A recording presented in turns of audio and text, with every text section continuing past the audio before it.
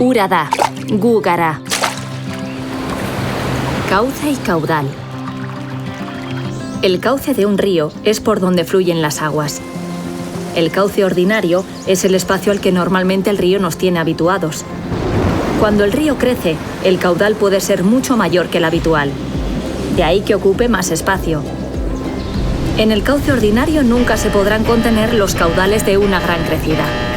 Aunque las personas arranquen toda la vegetación, aunque se drague el fondo del río, tarde o temprano lloverá abundantemente y los caudales de la crecida que se generen reclamarán su espacio.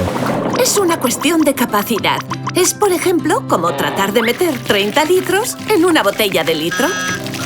Por eso, el terreno que ocupa el río cuando crece tanto ha de ser respetado y tenido en cuenta a la hora de planificar usos o urbanizaciones. Hemos de convivir cada vez mejor con el dinamismo de las aguas del río.